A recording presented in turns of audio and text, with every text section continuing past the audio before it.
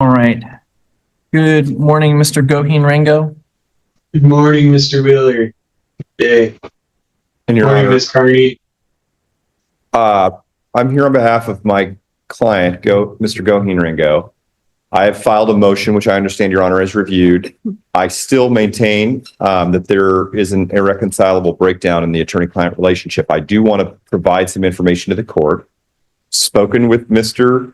Goheen Ringo this morning. He believes that our breakdown in communication and our issues as far as it relates to our attorney-client relationship are capable of being repaired. I am being truthful to the court that I disagree with that assessment. However, I want to be fair to Mr. Goheen and let the court know that. He's asking that we set this matter over to next week for me to go and see him in custody in the jail. I would have seen him this week, and I don't want to get into there was a miscommunication between he and I. I thought he supported this motion based off of certain factors that I'm not going to get into. He no longer does. I'm welcome. I think I'm back next week, but even if I'm not, I'm welcome to come back next week if it was set over for he and I to talk in person in the jail.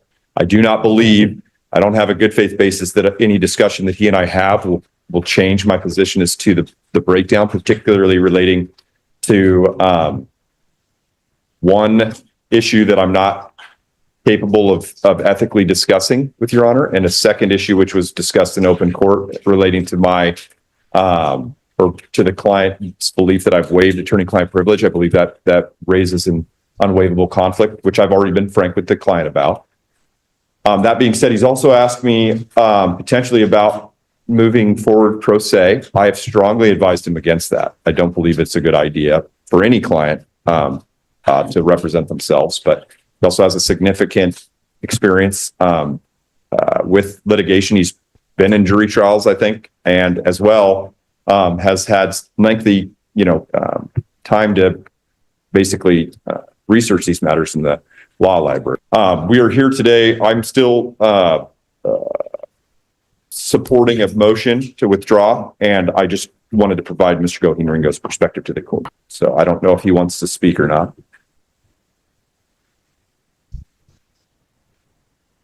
So I think my thought is, Mr. Campbell, if you are willing to meet with Mr. Goheen Ringo, sounds like sometime before court next Thursday, I don't think anything will be lost. If indeed after that your position is the same, I think the court would at that point allow your withdrawal. But I want to give every opportunity for this to hopefully work. So I'm going to be setting this matter over 1 week. That takes us out to the 8th of May.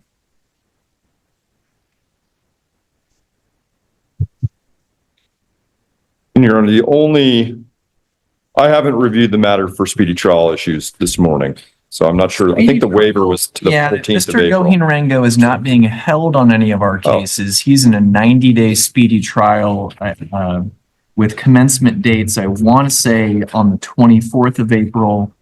So we're not very far into speedy trial. And I for some reason, this file, I have other files I think back that may have it, but I believe the commencement date may be the 14th of April. But let me take a quick look here, seeing as we have the files right here. For the speedy trial waiver that I can see all three cause numbers on has April 17th, correct. 2025. So even if we set out to May 8th on a 90-day speedy trial calendar, we're not even 30 days into speedy trial. We needed to go ahead and set matters for trial. Thank you, Your Honor. I just wanted to be clear on that point. All right. Your Honor. Yes, Mr. Goheen Ringo. Hey, just had a quick question. I've been hearing that term a lot today, speedy trial. And I took 3 years of AP government politics in high school. I'm sort of roughly familiar with some constitutionality about that, but I'm just curious today if you could give me something to think on for the next week till I talk with Brandon. As far as for the position of a defendant, what's the purpose of a speedy trial? And why does it have to be speedy? courtroom moment where a defendant begins talking too much during a live hearing, accidentally discussing details about another criminal case while on the record. His attorney urgently interrupts and warns him not to continue speaking. The judge immediately steps in and explains that the court cannot give legal advice and warns the defendant that everything he I said. think what was happening, Mr. Goheen Rango, historically was people were languishing in jail with no definitive time frame. And certainly there's been times where speedy trial has been suspended. Most recently, I think, when there was an emergency order during COVID, speedy trial was suspended at that time just because we couldn't safely impanel juries. So generally, a person who is in custody has the right to be brought to trial within 60 days. Does not mean that's always the best strategic choice, depending on the complexity of the case. And a person who's out of custody generally has to be brought to trial within 90 days.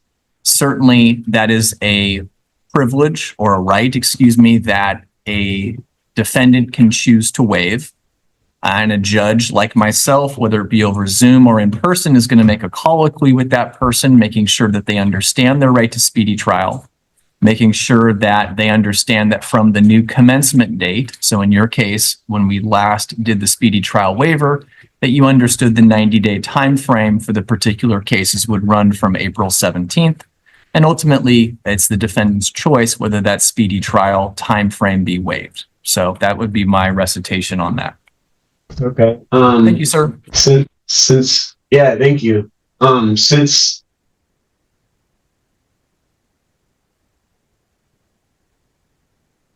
can you hear me? Oh, sorry, I got muted there for a second. Since my case here in Superior Court, Please, this is your attorney currently, Brandon Campbell. I don't recommend you speak in open court, and if you have questions about speedy trial, we can discuss them when I come into the court or come into the jail between this week and next. Thank you, Brandon. I'm still just talking with the judge. Thank you. Just So to be clear, it's against my advice to talk to the judge because he's not. I understand that. Give you advice. All right, I'm going to try to get back on my train of thought here before my turn is over. I have a court matter that I'm currently facing right now here in Superior Court. I don't need to go into detail about it. It is a false allegation, and I've been sitting in jail, languishing for 7 months. Meanwhile, my attorney in that case, which is not Brandon Campbell, Brandon has been awesome. He comes to see me often. He's seen me more times in the short amount of time that he's been my attorney than altogether, twice the amount of time than my other attorney who refuses to come and see. It's been 5.5 months since she's been here to see me. And so I'm wondering how I could still be languishing. Yes, it's a different case about a Superior Court matter. But without being able to work on my case here, I know you've released me, which is very gracious, and I always thank you for that. On the older cases, but since these cases preceded my involvement in this newer case 7 months ago, when I was attacked, and then the police they arrested the wrong person and never got my side of the story. I really recommend you don't speak about this on the record. Okay. And I think, Mr. Goheen Rango, where I'm going to go with this is, it's this thing that I tell everyone in the courtroom today, and if you were present in the courtroom, one of the things that a judicial officer cannot do is provide legal advice. And I think you're asking me to provide legal advice or to make a ruling on a case that I don't have any information on. Certainly, those are issues very clearly that need to be brought up with your assigned attorney. I can't make a ruling or provide legal advice on a case that is not before the court.